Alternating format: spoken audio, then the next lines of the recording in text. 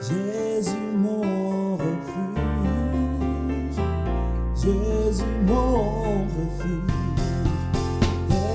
Jésus mon refuge,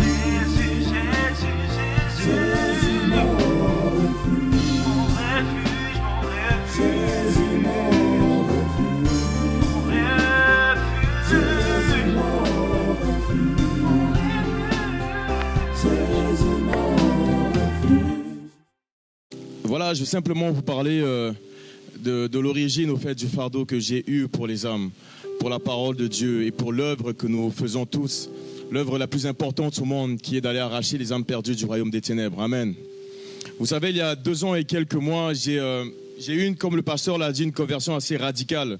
Lorsque j'ai donné ma vie à Jésus-Christ, lorsque je suis tombé amoureux de la parole faite chair, qui est Jésus-Christ, j'ai plongé dans les Écritures. J'ai eu une telle passion pour la parole de Christ.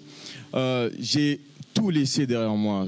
C'est-à-dire ce qui m'attirait auparavant, les choses du monde. Je ne vais pas nommer en détail ce que je faisais, mais toutes les choses horribles dans lesquelles je vivais, toutes les pensées, les préoccupations bizarres, même les amis avec qui j'étais avant, j'ai dû m'en défaire par amour pour Jésus-Christ, parce qu'on n'avait comme plus rien en commun. Et j'ai eu un nouveau désir, moi qui auparavant ne savais pas quoi faire de ma vie, moi qui auparavant, même si je vivais, je travaillais, je traînais dehors avec mes amis, je ne connaissais pas le but précis, pourquoi est-ce que je vivais. Et lorsque je suis tombé amoureux du Seigneur Jésus-Christ, j'ai eu un feu au fait, pas nécessairement pour être prédicateur, mais tout simplement pour témoigner. J'étais au travail et du jour au lendemain, j'ai commencé à parler à mes clients. Hey, regardez, j'étais comme ça auparavant, aujourd'hui je suis ainsi. C'est arrivé comme ça, je voulais simplement parler de qui j'étais avant et qui je suis devenu. J'étais devenu une nouvelle personne, littéralement. La Bible dit que si quelqu'un est en Christ, il est une nouvelle créature. Les choses anciennes sont passées et toutes choses sont devenues nouvelles. Je ne me reconnaissais plus. J'étais quelqu'un de nouveau. C'est comme si je venais de renaître. Mais c'est carrément ça la nouvelle naissance. J'avais un nouveau début, j'avais un nouveau souffle, j'avais une nouvelle passion, un nouvel amour et j'avais un désir de voir les choses comme Dieu voit les choses. Pas comme moi avant je voyais les choses, mais comment Dieu lui voyait les choses.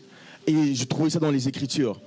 Ainsi, j'ai eu un ardent désir pour témoigner du Christ partout où j'allais. Cependant, je ne savais pas comment vraiment, je voulais évangéliser, mais je ne savais pas comment m'y faire, je ne savais pas comment faire au fait. Mais je me suis souvenu au fait, il y a longtemps de cela, des années même avant, moi j'étais quelqu'un qui était souvent sur Internet. J'étais souvent sur Internet et je tombais sur des vidéos. Un jour, je tombais par hasard, entre guillemets, sur la vidéo du pasteur Séméas. J'étais encore dans le monde perdu. Et je le voyais parler de Jésus. J'ai dit, waouh, mais comment un jeune, parce que je le regardais, j'ai dit, jeune, il est pas moche. Je me dis, il pourrait très bien aller dans les rues faire tout ce qu'on fait, mais il parle avec Jésus d'une passion. J'ai dit, et j'admirais cela. J'ai dit, waouh, c'est fou ça. J'ai dit, moi, j'imaginais toujours les gens qui aiment Jésus comme, voilà, des vieux religieux, et puis c'est ça. Mais j'ai vu un jeune homme, et puis j'ai dit, waouh, et j'ai commencé à le suivre. Petit à petit, quoique je ne changeais pas, mais il y avait un travail qui se faisait. Et j'ai vu qu'il évangélisait dehors et dans les métros. Et j'étais en admiration. Et le jour est venu où j'ai donné ma vie à Jésus-Christ. Et j'ai commencé à chercher. J'ai dit, Seigneur, quel est le but de ma vie? Je veux faire quoi? Que veux-tu que je fasse? Et il m'a révélé clairement qu'il voulait que j'aille parler de lui, que j'aille évangéliser, que j'aille prêcher sa parole, que j'aille prêcher le Christ ressuscité, mort à la croix et ressuscité le 3e jour pour nos péchés. Et j'avais ce désir, j'ai dit voilà, j'avais enfin trouvé ce dont pourquoi je suis sur terre. Et ce qui s'est passé, c'est que au fait, moi, j'ai osé, j'étais audacieux avec Dieu. Je commençais à voir souvent le pasteur Séméas et l'évangéliste Cospiel ensemble en train d'œuvrer. J'ai dit, ah Seigneur, moi je ne sais pas, mais j'ai envie d'être connecté avec ces deux-là. Et j'ai commencé d'abord à prier pour eux. Je ne sais pas pourquoi, mais je priais pour eux. J'ai dit, Seigneur, fortifie-les, vraiment déploie-les davantage. J'étais tout seul, je priais pour eux. Et puis un jour, j'ai eu cette inspiration de prier pour les rencontrer. J'ai dit, Seigneur, il faut que tu me connectes avec eux. J'ai dit, Seigneur, je veux les rencontrer. Je veux ce qu'ils ont. Je ne sais pas comment faire. J'étais quelqu'un de très orgueilleux auparavant. Et je me suis humilié. J'ai dit, non, je ne sais rien, Seigneur, j'ai besoin de ce que tu as fait en eux. Et j'ai prié. Et puis un jour, j'ai reçu un coup de fil. Oh, ils viennent à Montréal, est-ce que tu peux aller les chercher à l'aéroport? Je fais, oh, yes, for sure. Ça veut dire, bien sûr. Et puis, j'ai été le chercher à l'aéroport et c'est là que tout a commencé. Et c'est là, voilà, on a prié ensemble. Et puis, j'avais une telle passion, vraiment. J'étais tellement à leur écoute, je voulais savoir tout ce qu'ils faisaient. Et j'ai calqué le modèle qu'ils utilisaient pour évangéliser. Et c'est là alors que le pasteur Semas, voilà, m'a confié sa vision qu'il avait par rapport à H24 à Montréal, qui voulait collaborer avec voilà, quelqu'un à Montréal. Et j'ai dit, un peu comme Esaïe, me voici, envoie-moi. Mais voilà, et puis j'ai saisi la grâce, j'ai saisi l'occasion. Et j'ai commencé tout simplement à évangéliser la manière dont j'avais vu l'évangélisation, de la manière dont je l'avais vu. On a commencé les lundis à 18h30 et les samedis à 17h30. Et puis j'y allais. Au début, on n'était pas beaucoup, on était avec quelques frères de l'église. Et au fur et à mesure qu'on commençait à poster, à publier les sorties, au fur et à mesure, il y a des gens qui se rajoutaient, des gens qui avaient ce feu. Moi, j'ignorais, il y avait autant de gens qui voulaient évangéliser à Montréal, mais ils attendaient au fait que quelqu'un fasse le premier pas. Quelqu'un prenne le fardeau. Et j'ai saisi cette occasion, j'ai porté le fardeau. Et on a commencé chaque semaine à aller évangéliser. Depuis le moment où on a commencé, après leur départ de Montréal, je crois que c'était au mois de... On a commencé officiellement en octobre. Et depuis, on n'a jamais arrêté. On l'a même fait le 31 avant le Nouvel An.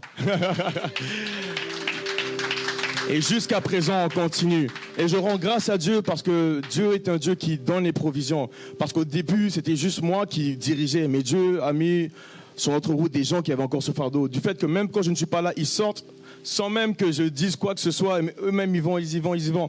Et maintenant, c'est du lundi au vendredi à 10h du matin.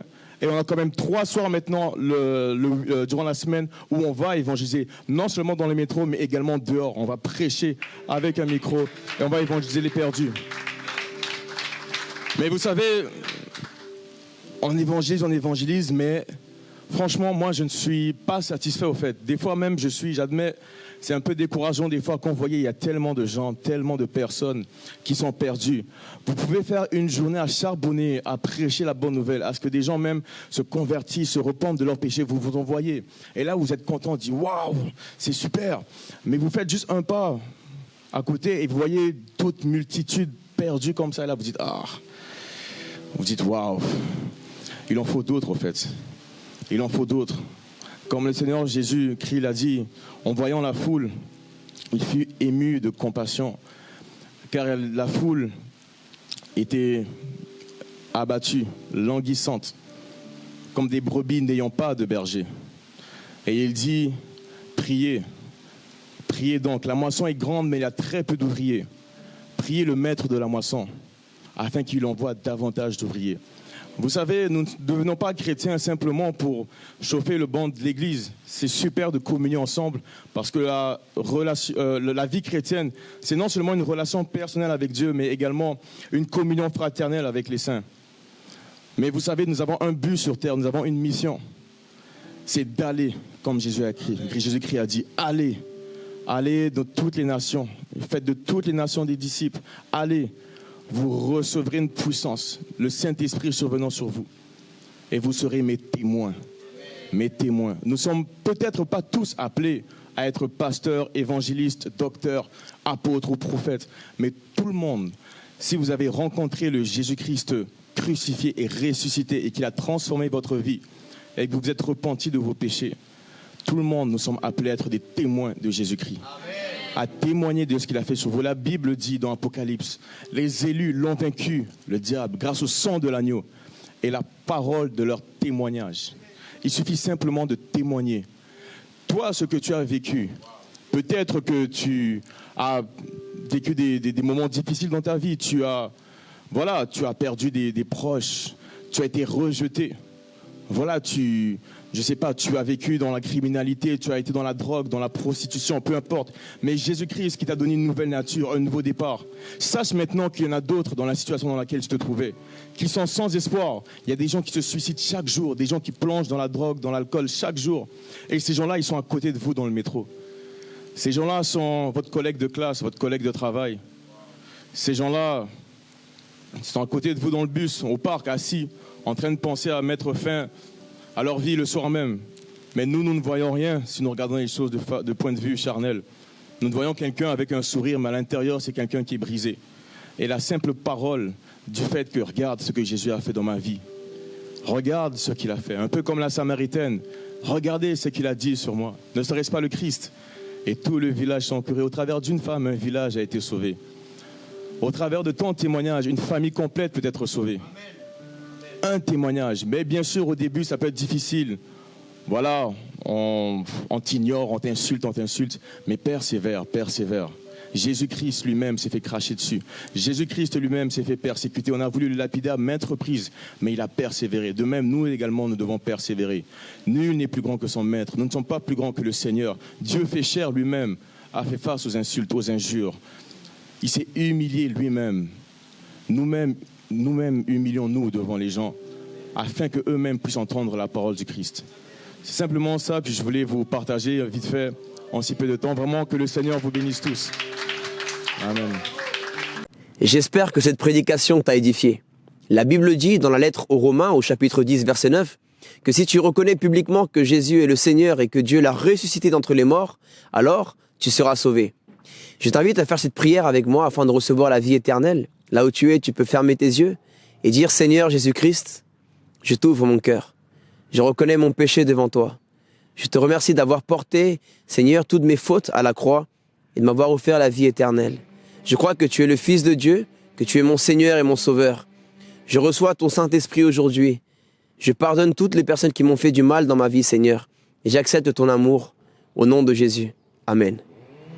Je peux également venir le lundi et jeudi à 19h30 à notre église Jésus mon refuge, ou bien les cultes au samedi à 18h. À Paris, 76 rue Pierre Soulier, 75 020 métro Porte des Lilas. Que Dieu te bénisse.